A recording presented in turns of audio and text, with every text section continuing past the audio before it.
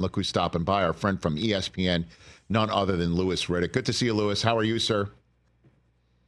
Oh, I don't hear him. Can we check on that one more time? You there, Louis? Oh, you know why? Because sometimes Louis gets a little harebrained and it's all good.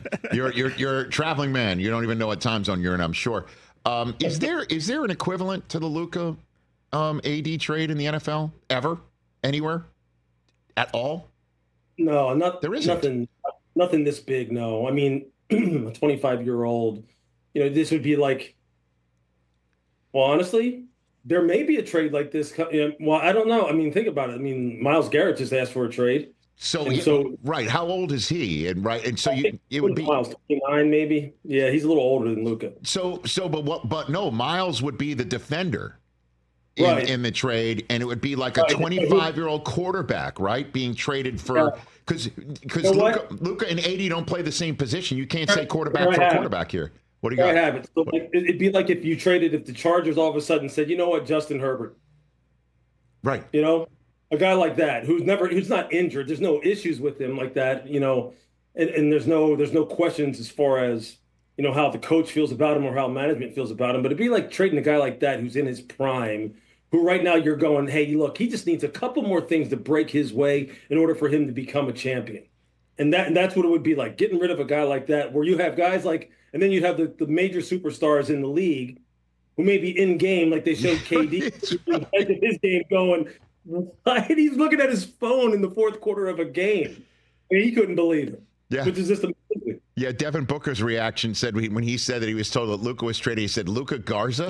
I mean, that was hilarious. It was, I guess that would be it. Like Herbert would be the Luka, and what Garrett might be the Anthony Davis, even though that's what I'm saying, though. It just, both are scorers in the NBA, so neither are scorers in, only one is a scorer in the NFL. That's why there's really no equivalent here. And then also to keep it quiet from everybody, from agents, from the players themselves, it's just two guys with a pocket listing of ultimate pocket listings. I mean, it's that's how you know. Like, to me, Rich, that's how you know that they really didn't want all of what is happening now to happen while, before this kind of went off. So what I'm saying is this really does feel like, and I think Brian Windhorst on ESPN, he let people in on the fact that I guess it was maybe a prominent player right now in the league had texted him and said, do you understand how much Dallas must hate Luka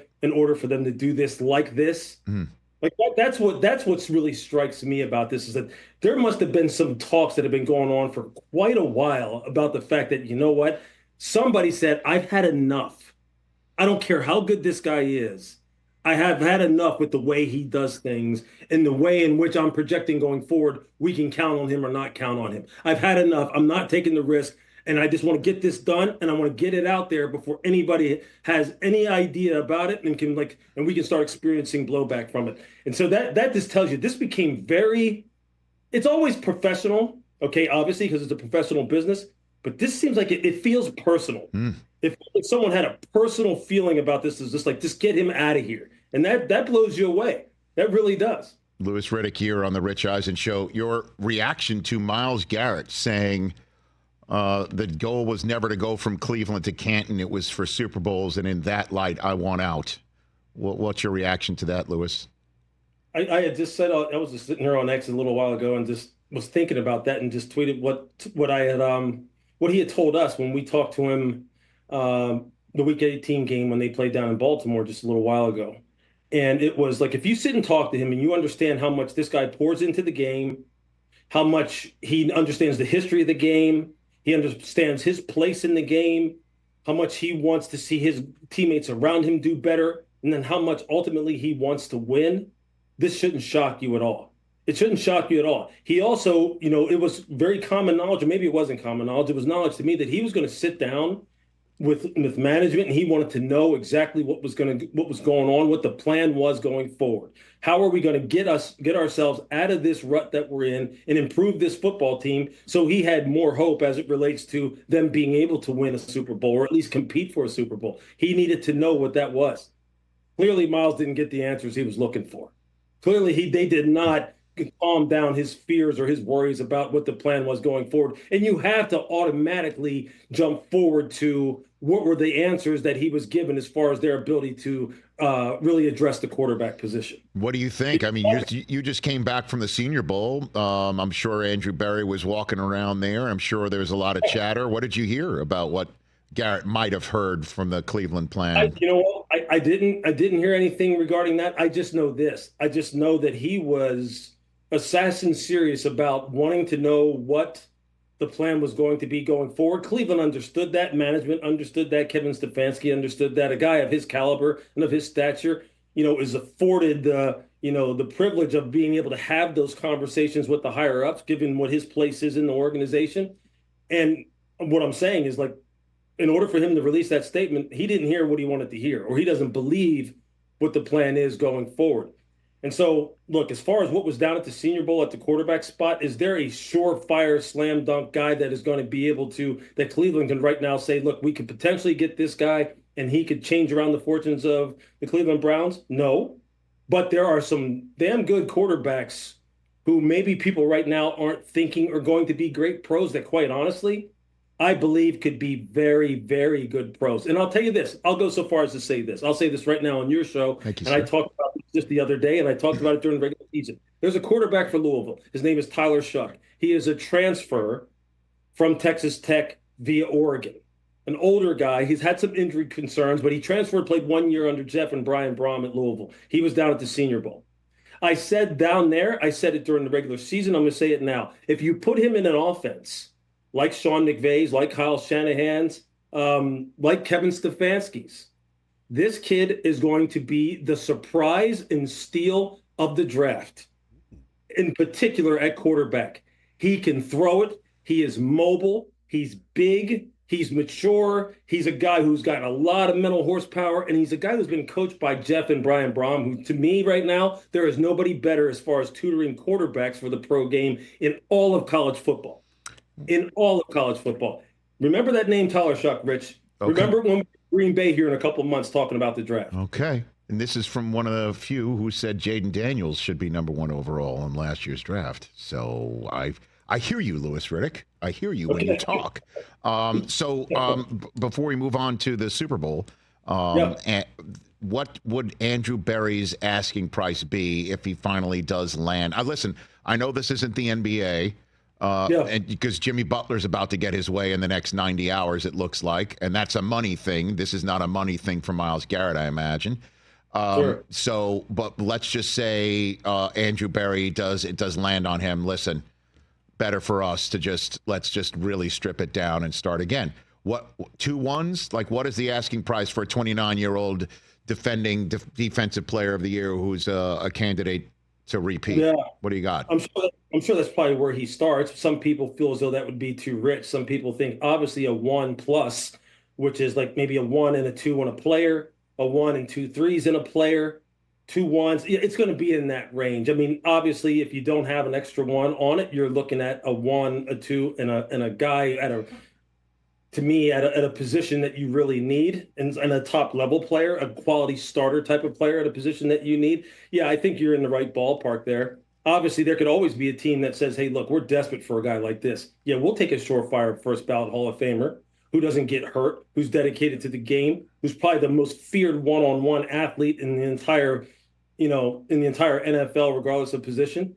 Yeah, we'll go ahead and extend for a guy like that. So yeah, I think we're in the right ballpark there. 2 1s or a 1+ in a player. And you'd want to take the phone calls of NFC people first, right? Like that would be that'd be the first order of business, correct? No question. Yeah, you obviously want to keep him out of the North. I don't think that's obviously that's a deal killer right there. You'd like to keep him out of the AFC. But I'll tell you what, Andrew Berry, I guess he said today, he goes, look, I'm going to reiterate, I'm paraphrasing what I've said before, which is I'm not entertaining any calls for Myles Garrett, which this could get real interesting here. This could get real interesting because, Myles, you've talked to Myles before. Does he sound like a guy who's going to, go back on what his word is? If he says I want out, I want out. So this could be a situation that could get real ugly. Louis Riddick here on the Rich Eisen Show. All right. I don't usually go this way, but I will go this way with you. Super Bowl 59 will be decided by Fill in the blank. Finish the sentence, Lewis. Oh, it'll be decided by pass protection. That's what I think it'll be decided by. It'll be decided by pass protection, in particular for the Kansas City Chiefs versus the Philadelphia Eagles pass rush. And I say that because, look, Jalen Carter is a one-man wrecking crew. And if he doesn't wreck the game, if Nolan Smith doesn't wreck the game, if Jordan Davis doesn't wreck the game, if those guys don't pressure Patrick, look, I think as you move to the back end, if you move to the second and third level, and look, I know Zach Bond has had a fantastic career. Well, not a career, a fantastic season with Philadelphia, and their young secondary has played pretty darn good.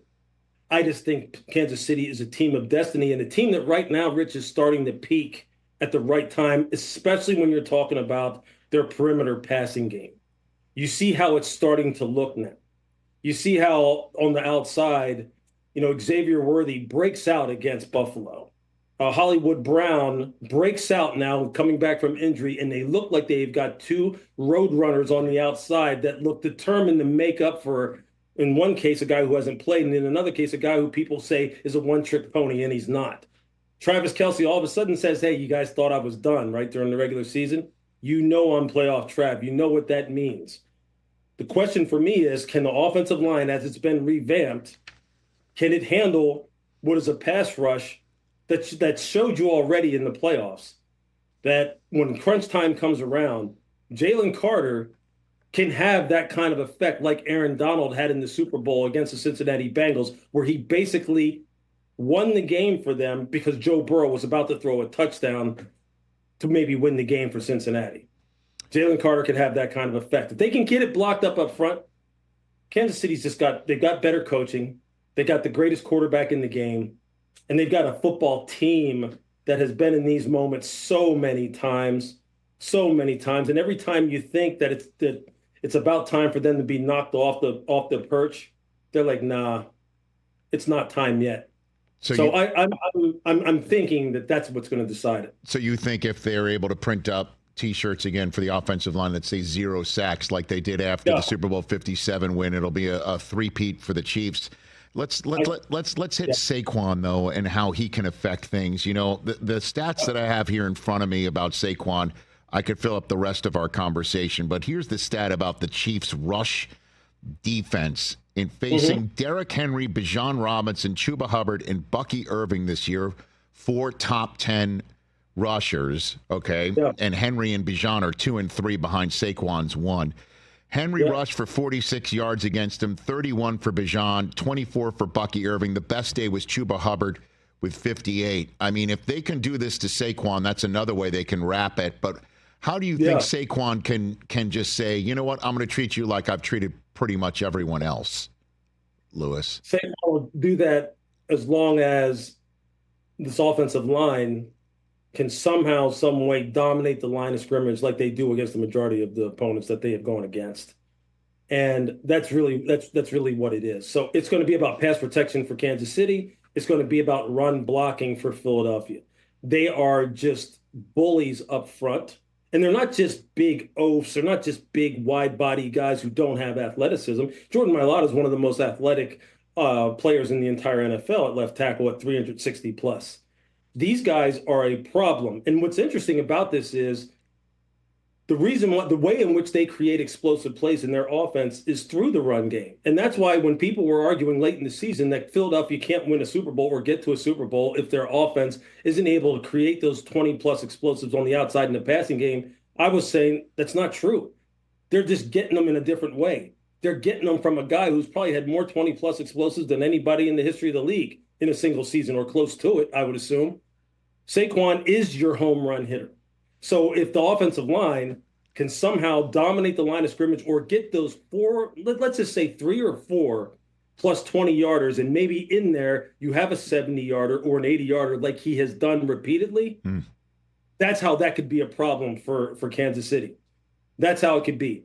And so will Spags obviously commit enough people to make sure that, look, this isn't rocket science. Saquon can't be the reason why they lose. So they'll commit enough resources to it. And they'll say, Jalen Hurts, you have to be the reason why we lose. You have to put it up in the air on the outside against our corners, who some people feel outside of Trent McDuffie are suspect. Some people feel our pass defense is suspect in the back end. Prove it to me. Saquon, you don't have to prove anything to me.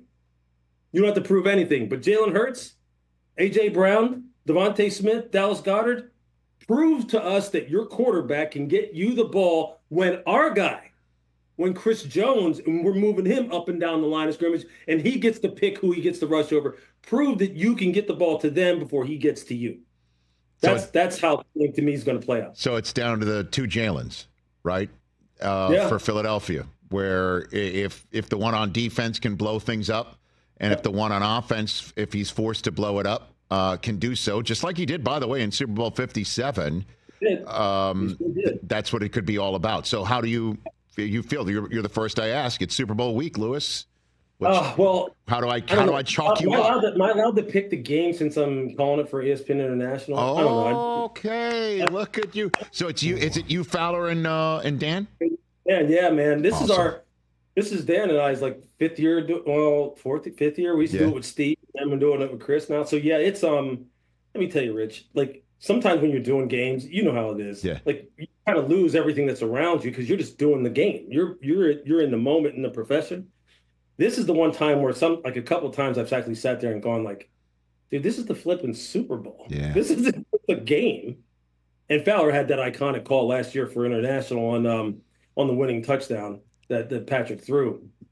So yeah, I think in this one, I think I'll just put it this way. I think Kansas City is a team of destiny. I know people don't want to hear that. The whole, Chiefs fatigue, Mahomes fatigue, refs favored the Chiefs, all that BS, whatever. I just think they're a team of destiny. They're coached so well.